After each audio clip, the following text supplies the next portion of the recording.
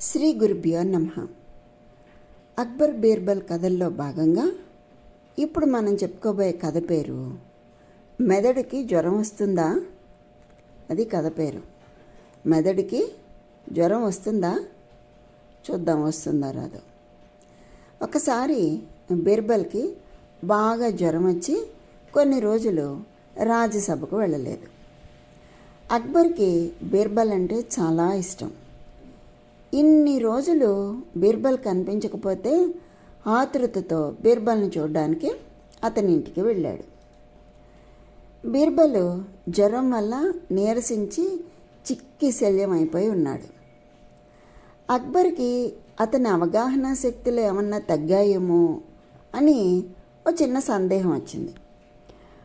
అందుకే బీర్బల్ మంచినీళ్ళ కోసం పక్క గదిలోకి వెళ్ళినప్పుడు అక్బర్ ఏం చేశాడు, అక్బరు అతని చేతి రుమాలు తీసి ఓ మంచం కోడి కింద పెట్టాడు. తిరిగి వచ్చి బీర్బల్ మంచం మీద పడుకుంటే ఏదో తేడాగా ఉన్నట్టు అనిపించింది.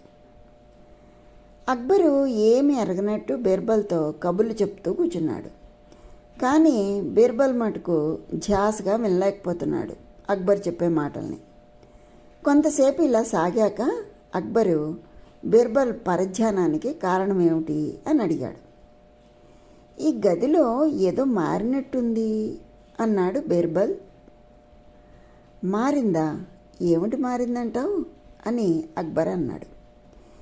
ఈ మూల మంచం ఎత్తుగా ఉన్నట్టుంది. ఈ మంచంలో ఒక మూల ఎత్తుగా ఉన్నట్టుంది అన్నాడు. జ్వరం వచ్చినప్పుడు అలా అనిపిస్తుంది అని అక్బరు జాలిగా ముఖం పెట్టి అన్నాడు. మహారాజా, నా శరీరానికి జ్వరం వచ్చింది కానీ నా మెదడుకి రాలేదు అని బీర్బల్ నవ్వుతూ అక్బర్తో చెప్పాడు. అక్బర్ కూడా నవ్వి అతను బీర్బల్కి పెట్టినటువంటి పరీక్ష గురించి చెప్పాడు.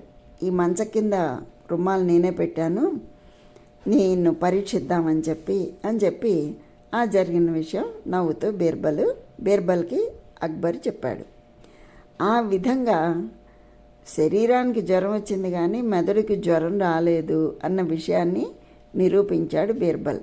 అంటే ఎటువంటి పరిస్థితిలో ఉన్నా కూడా బుద్ధి చాలా తీక్షణంగా పనిచేస్తోందన్నమాట. చాలా తెలివిగా ఉంటుంది. అది నేర్చుకోవాల్సింది కూడా.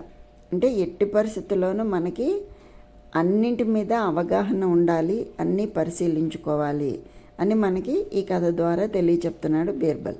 బాగుంది కదా, చిన్న కథ అయినా కూడా మంచి సందేశం ఇచ్చినట్టుగా ఉంది. కనుక మళ్ళీ మనం మరో మంచి కథతో కలుసుకుందాం. అంతవరకు సెలవు, మరి ఉంటాను. స్వస్తి.